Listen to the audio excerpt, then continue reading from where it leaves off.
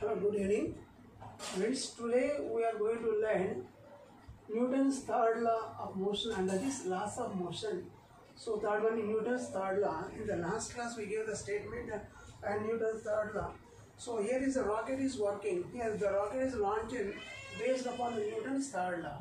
So according to Newton's third law, there are two forces are acting between the two objects, not a single object. First law and second law, where you find the net force acting on a single body, single object. But in third law is different. Here the force acting between two objects, not a single object. Second point, the rocket is launching based upon this Newton's third law. In Newton's third, there are two forces. One is called action force, second is reaction force. Two forces are there. Action force and reaction. Based upon that character, based upon that property, we are launching the rocket into the space for launching the satellites. We are just launching the. So the rocket is working, carrying away the satellites just based upon this principle third law. What is third law? How it works? Let us see this one. Here rocket is there. Here is the rocket is there. Like this. Here satellite is present now, you understand. Here the oxygens are present. Here is the oxygen present. Here is the two oxygen chamber is there. From this chamber the fumes or gas are coming out. Then while coming out you find the rocket is moving upward. The gases are moving down. Gases are moving down. Rocket is moving up. This is because of the based on the Newton's third law. How it works, let us understand easily. Take the balloon rocket. Take the balloon rocket.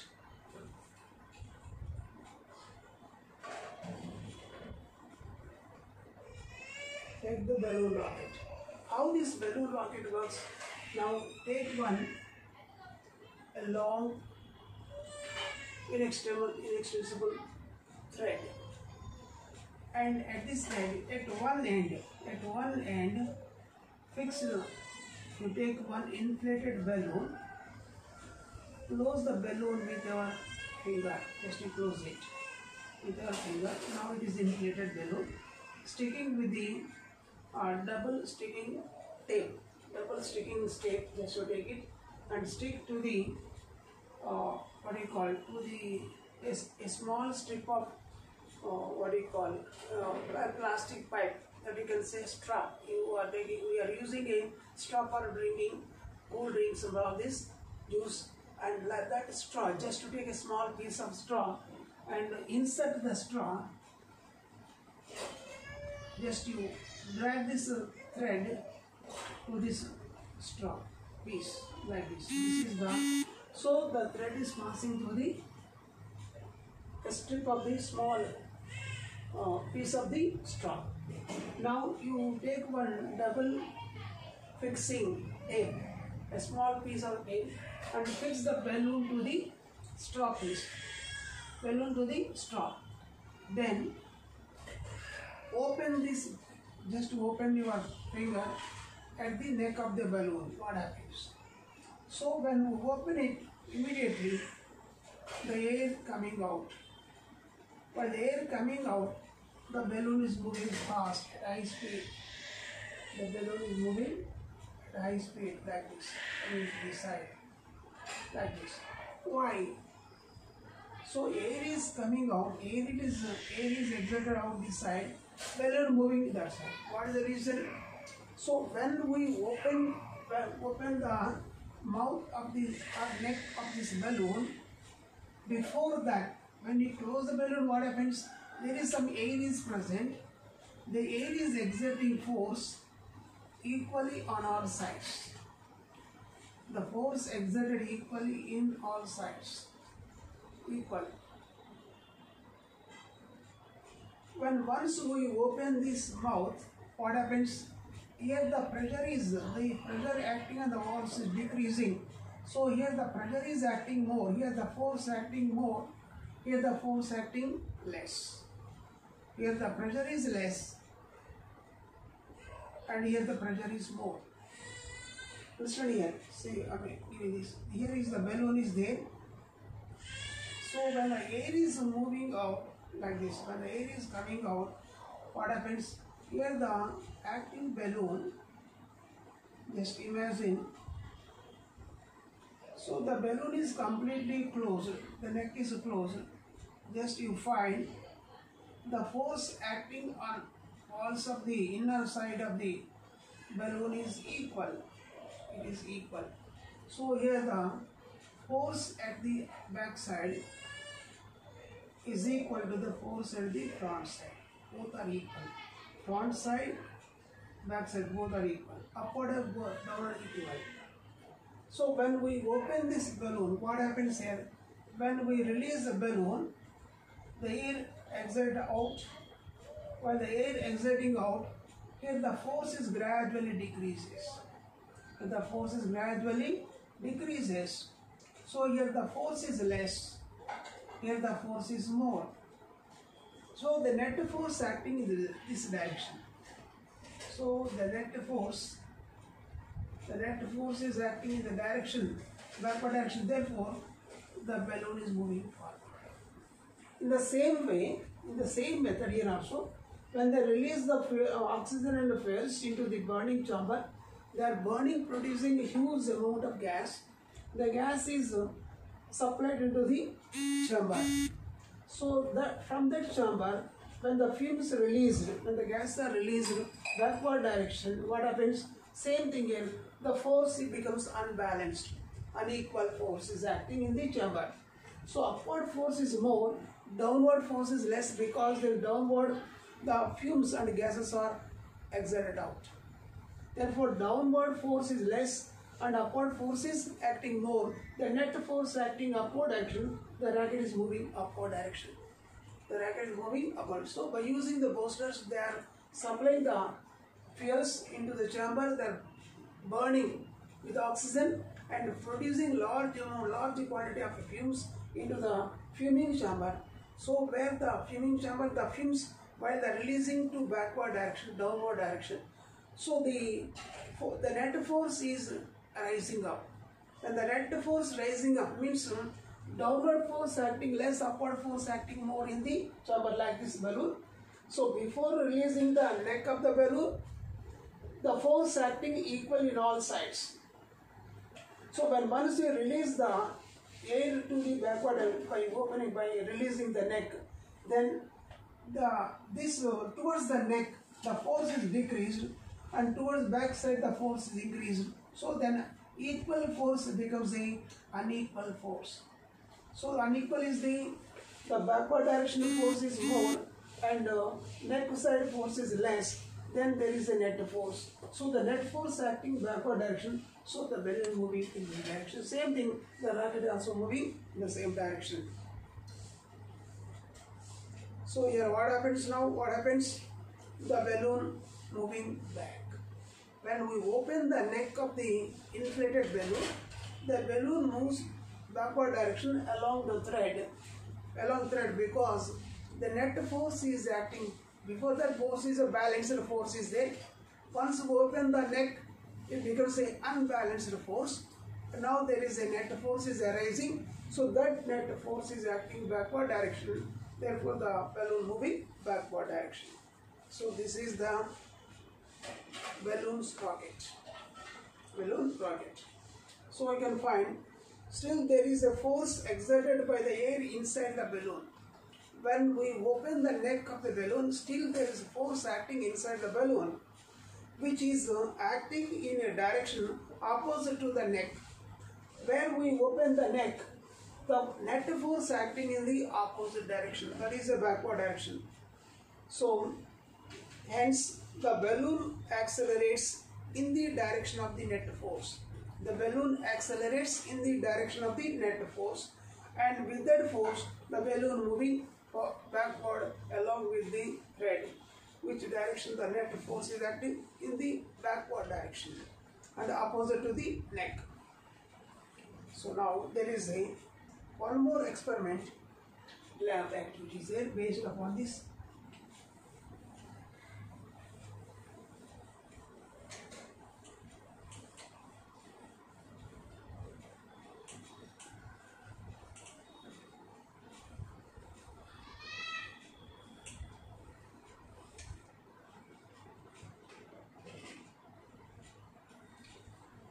So there is one lab activity based on this one. So in lab activity you find the force acting not on a single object, it is acting in between two objects. The forces are acting in between two objects. So what is the aim is there? The aim is that show that action and reaction, two forces are there acting on two different objects. That is the aim. Aim of this experiment is the action force and the reaction force.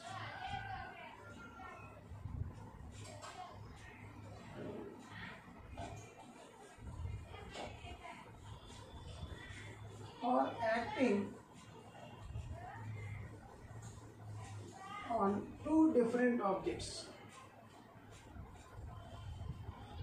Two different objects. This is the aim of the experiment. So materials required. Materials need: 1. Retort stand. Retort stand. Inextensible thread. Inextensible thread. Glass test tube. Glass test tube. Rubber cork. Rubber cork. Small quantity of water. Burner.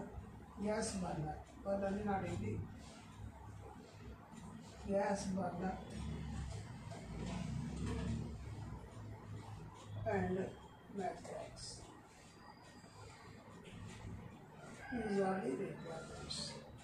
Retort stand, inextensible thread, glass test tube, rubber cork, water, gas burner, matchsticks.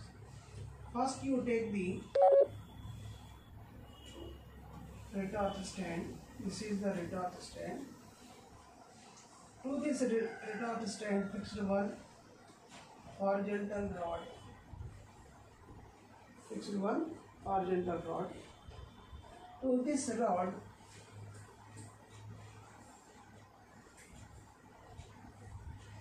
suspend one test tube.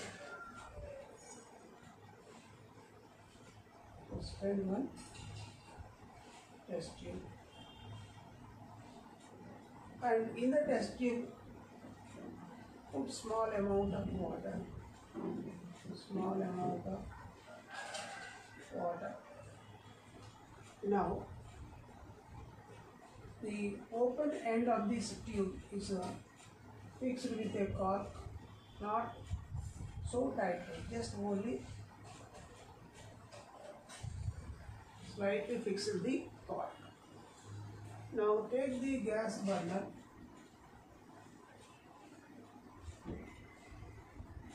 Provide heat from the base. I used to provide it. By using gas burner, provide some heat to the test tube. What happens?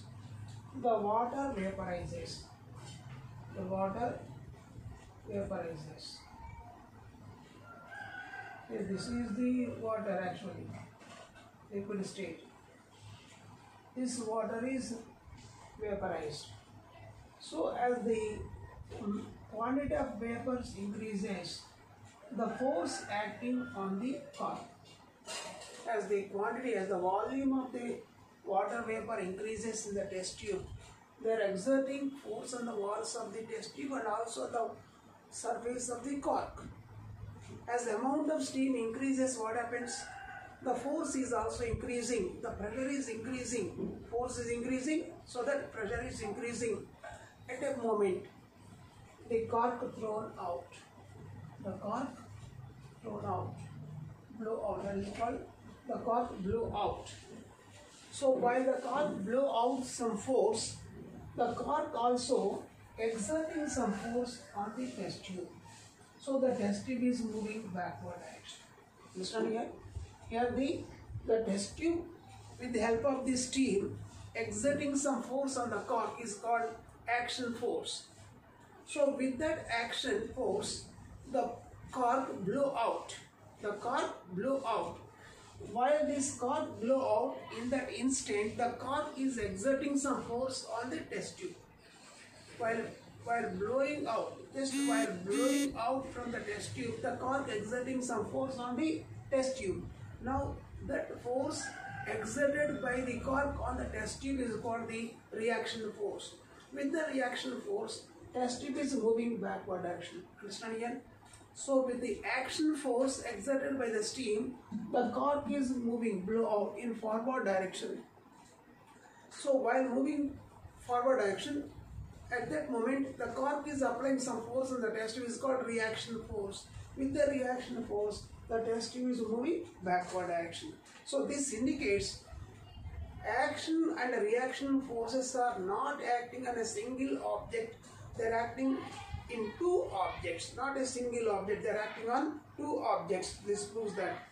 So here observe what are the materials required. What is your observation? Observation is the cork blow out as the amount of steam inside the test tube, water vapors inside the test tube increases. At a point, instantly the cork blow out. While the cork blow out, in that instant, the cork is also exerting some force. So then the test tube is moving backward. Cork is moving forward, and test tube is moving backward direction, because there is some force exerted by the steam on the cork is called action force. With that action force, the cork blow out. Now the test tube is moving backward because the force is exerted by the cork and the test tube is called reaction force. With that reaction force, the test tube moving backward. So this indicates there are two reactions, action force and reaction force. So these two forces are acting in between two objects. One is cork, second is the test tube. So what do you infer from this above experiment? So infer that when action and reaction forces are equal and acting in opposite direction. So what is the inference? What is the conclusion here? What inference here is that there are two forces are there, action force and reaction force. Action force acting on one object, reaction force acting on the another object. So this action force and reaction force are acting in the opposite directions, one to each other. The force exerted by the earth on the ball, suppose here now you understand here, this is the conclusion. So what is the conclusion here? Conclusion is there. Conclusion is action reaction force acting on two objects, not a single object. That is conclusion. And report here is saying for every action there is an equal and opposite reaction force. For every action force there is an equal and opposite reaction force. That is a conclusion. So understand here? So retort stand, inextensible thread, glass test tube, rubber cork, water, gas burner, matchstick. What we did? We take this one, a stand, a retort stand. To this horizontal rod is fixed. To this horizontal rod, a test tube is hanged with an inextensible thread, and the test tube is containing small amount of water, and it is closed with a cork, not tightly. Now, with the burner, what we did? We provide heat so that the water boils and it releases the steam. As the steam amount increases in test tube, exerting more and more pressure, so that the force acting on the surface of the walls of the test tube and also the surface of the cork. So at a moment, the cork suddenly blow out. So while the cork blowing out, the cork also exerting some force on the test tube, so that the cork moving forward, test tube moving backward. So the force acting on the cork is called action force, and the force acting on the test tube is called reaction force. So these two forces are equal in magnitude, but they are acting in the opposite direction. So this is the two. Now second point, here it proves that action and reaction forces are acting on two different objects. Here two different mean one is the cork, second is the test tube. Two different objects. So action force acting on the cork, reaction force acting on the test tube.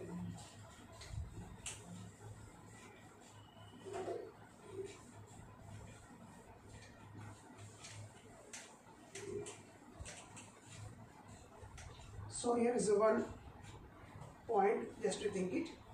The force exerted by the earth on the ball is 8 newtons. What is the force on the earth by the ball? When you take the ball and strike with the ground, what happens? The earth applying some force on the ball is 8 newtons. Then what is the force applied by the ball on the earth surface? Same 8 newtons, because for every reaction there is equal and opposite reaction according to that concept, according to Newton's third law. So the earth applying 8 Newton force on the ball also applied 8 Newton force on the earth.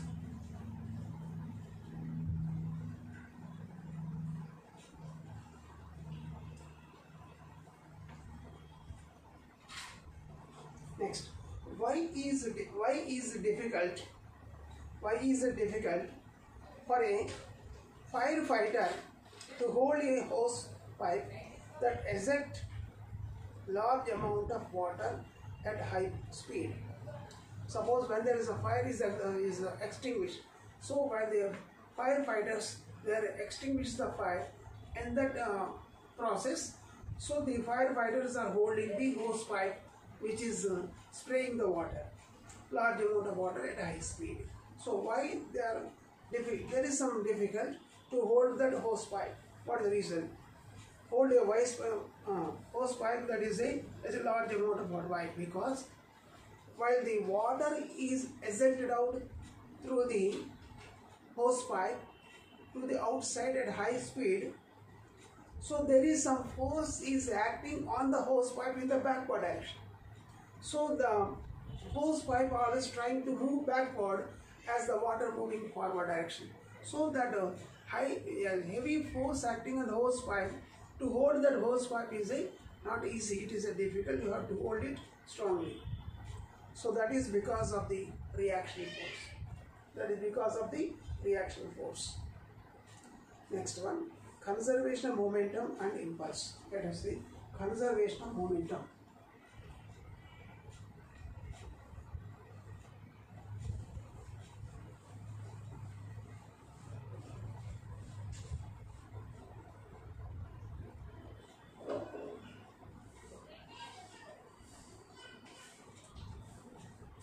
Conservation momentum means, here let us see, when two objects are collide each other, before collision the total momentum, after collision the total momentum remains constant, same, equal.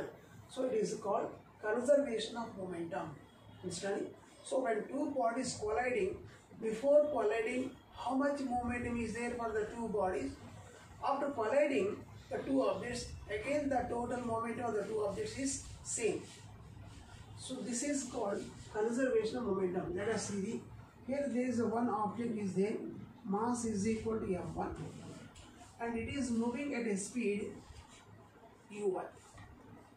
The speed is u1, and here there is another object is there, a mass is equal to m2. It is also moving with a speed u2. Now before collision what happens? The momentum is m1 u1, here the momentum is m2 u2.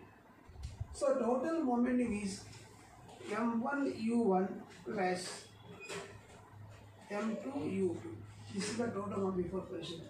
So after the moving some distance, what happens here? These two objects are colliding.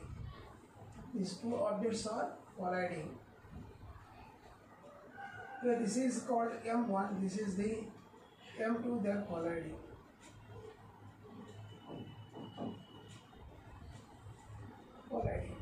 After collision, moving this direction, it is moving to this direction. It is moving with the velocity v1, moving with the velocity v2.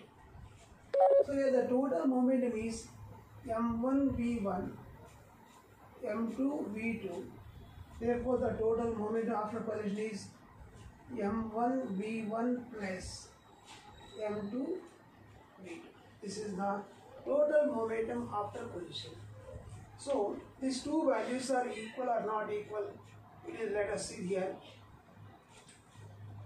Change in momentum. First body change in momentum.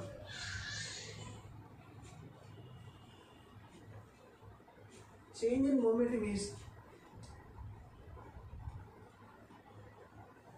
m1 v1 minus m1 u1. This is called change in momentum of the first object. And change in momentum of second object is m2 v2 minus m2 u2. This is the momentum. So the total change in momentum remains equal. Therefore, you can write these two values are equal. m1 v1 minus m1 u1 is equal to m2 v2 minus these two values are equal. So the rate of change of momentum is called force. So hence the total force before and after reaction, the two forces are equal. So the rate of change of moment. So to change this moment takes how much time? T seconds. Here also change of m is 8 t seconds. So therefore this is the force acted here is equal to F1 net force equal to F2 net force. So the force means the rate of change of momentum. This rate of change of momentum is first object is equal to rate of change of momentum delta P1 by T equal to delta P2 by delta T. Means the rate of change of first object equal to rate of change of second object. Therefore, the net forces are equal, but they are in opposite. One is a plus, second is a minus. The two forces equal and opposite. So this proves that the total force remains equal before after reaction. Total momentum is equal after reaction. The net force is also, the rate of change of momentums are equal. So